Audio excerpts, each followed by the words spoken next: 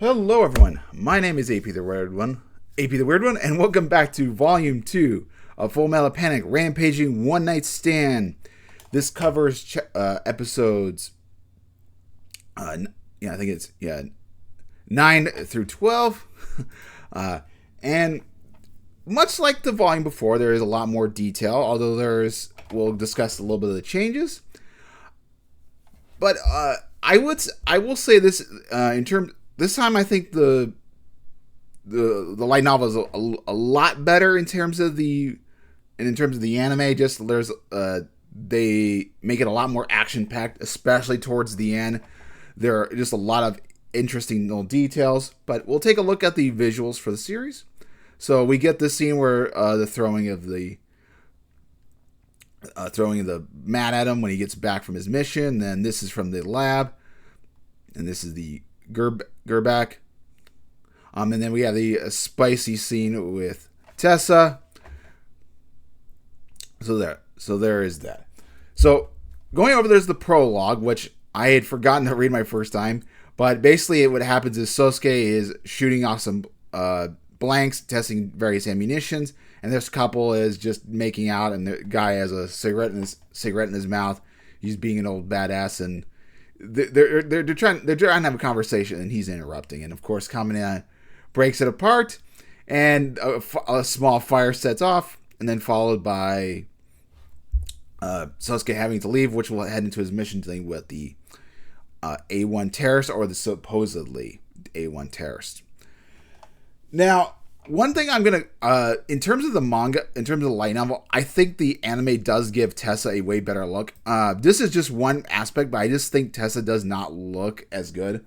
I'll show some other scenes as well from the light novel, but yeah, I just think the anime captured her looks a lot better, and I just think the light novels, the artistry by Shiki Doji is not as good. I don't know. They kind of give maybe a little bit more mature look. I like the less brightening of the colors. But let's discuss the changes. The terrorists, we get a bit of detail about the terrorists and their training. Kind of their full background. They discuss Mithril. It's a lot more. There's a lot more detail to that matter. And then before Mithril shows up, the Japanese, it's told that the Japanese are connected to 821. Callahan is 40, and we actually learned, I think, a little bit more about his backstory a little bit later, how Sosuke were enemies. I think it's discussed in the anime, but it's done a little bit better job in this light novel. We also will have background information about Mao and Kurt. Sosuke admits Kurt is actually better in that terms that he's actually a sniper, but we'll get a little bit to more of that later. Sienna is the name of the girl, and she actually, the sister of Yakuma, her name is Sienna, and she actually wears an orange jumpsuit, and her AS is gray, so like what we saw in the first part, so for volume 1, or like an episodes like 6 and 7, that's who we see her. So she kind of uses the gray one, orange jumpsuit. Kind of reminds me, I think, Kojima from Mobile Suit Gundam Victory. Gives off a bit of appearance to her. Then there's also details of them, Sienna and her group planning to raid the hospital. We get a little bit of detail about that. So that was pretty good. But in addition, we also get a bit of a different gift from Sosuke when Sosuke returns from his mission. He actually gives her what is it? He gives her poppy seed flowers, so which can make to be opium. There's actually a bit of a picture of that, which I want to show you. Give me a second to that one.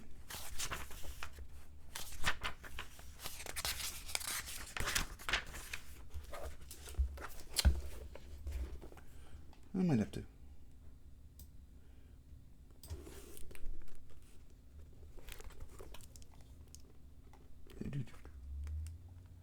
Yes, he gives her poppy seed flowers, which that can be made into drugs and eventually heroin. And it's like, the flowers are nice. I appreciate that a little bit more. She also has her transmitter on her earlier on, so something to keep in mind. I also guess I'll show off Tessa. Let's see, where is a good picture?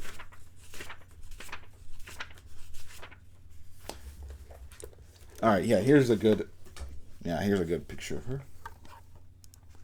See, I don't know. I just felt like the anime just makes it gives off her beauty, makes her a lot more hotter than in the light novel. That's just my personal take. All right. Other things to note. Get back to actually this. When Chidori confronts Sosuke about Tessa, she actually leaves the area. She doesn't come inside immediately and goes back to her house, and lets them fret over. We do get a bit of a spicy visual in that at the time Tessa only wears one of Sasuke's shirt, and presumably she's just wearing nothing but that. He makes the comment about her slender legs, her toes, and seeing her bare ass chest, and he's like, it does show that Sosuke does acknowledge having, he can be susceptible to females. Like he recognizes beauty, and he does want romance. I assume he's not impervious. He's just his personality and how he's grown up. Everything it works against him. So he's not impervious, but yeah, he definitely makes a comment about her figure. They also had the conversation about at the school where they about talking about Chidori and their relationship. So a little bit of back and forth. That was a nice aspect. There was one other thing. Another detail is that Sosuke's place actually gets raided by the 21 terrorists, and he takes out 3 of them, and that's where they have to move to Chidori, and that's where they kind of explain the situation a little bit better with Takuma and everything. So, a lot more detail about that.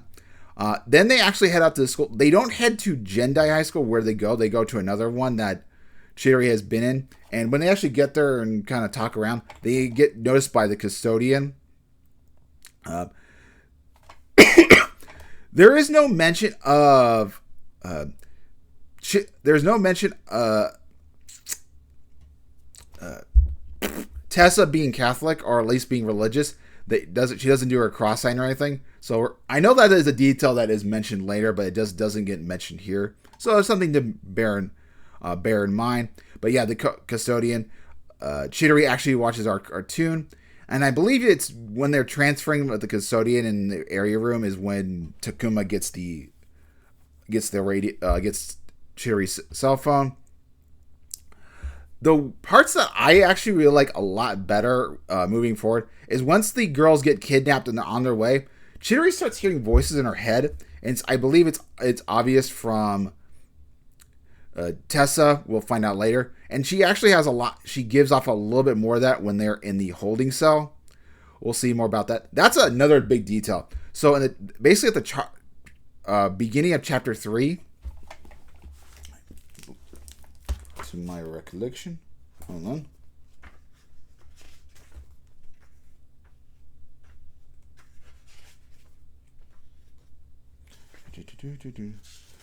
No, wait. It's at the... Hold on. Actually, it might be... Hold on.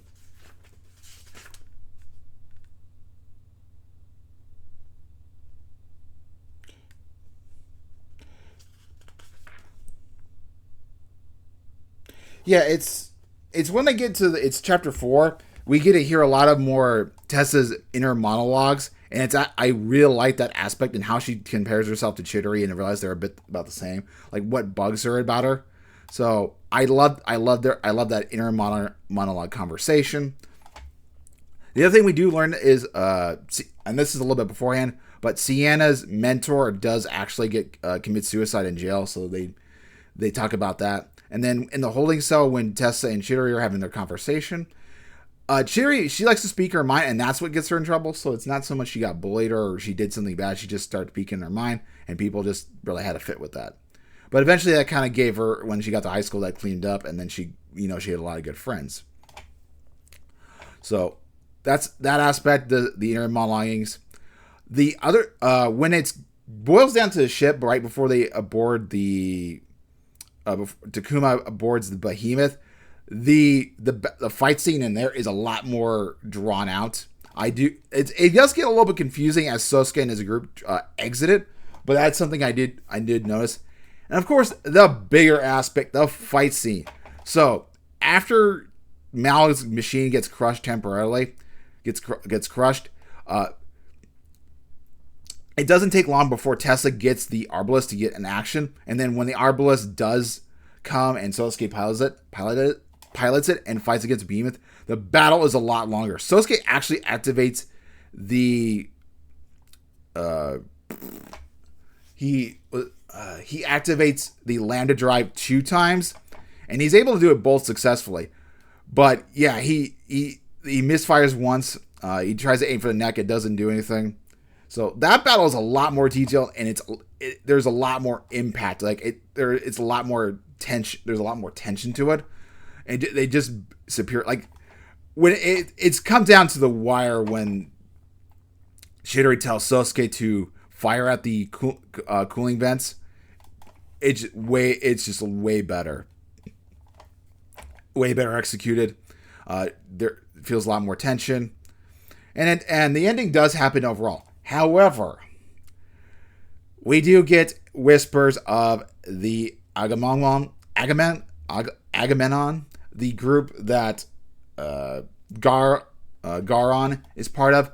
We get taste of that, and we actually learned how long the battle lasts. It was about a 15 battle, didn't do as much damage as they hoped, but it was like they saw the weaknesses, everything, and that is going to pay forward to Volume 3, which is nice. I still don't like this arc. It's okay, but I definitely feel like the light novel just does it so much better. I mean, we get a little bit more spite. We get like spicier feelings. I don't know. It's done better overall. More inner monologuing. I still don't like how Takuma has like feelings for Tessa, but we'll let it be whatever it is. So yeah, anime wise, kind of bad, but light novel way better. Heaps and bounds. I think better. If you have a choice, definitely pick up the light novel. Next week I will begin. I'll begin episode 13 and following words. May take a little bit of break for 4th of July. I don't know. Anyway, I'll see you guys next time. I know this is a bit of a rambling and a bit of confusion, but hopefully I can try to convey what's best about the light novel. So, like I said, if you got the money to spare, definitely pick up the card covers. I would not bother with the anime. More bang for your buck, and yeah, just more bang for your buck. Anyway, hopefully you have a wonderful day. See you guys next time.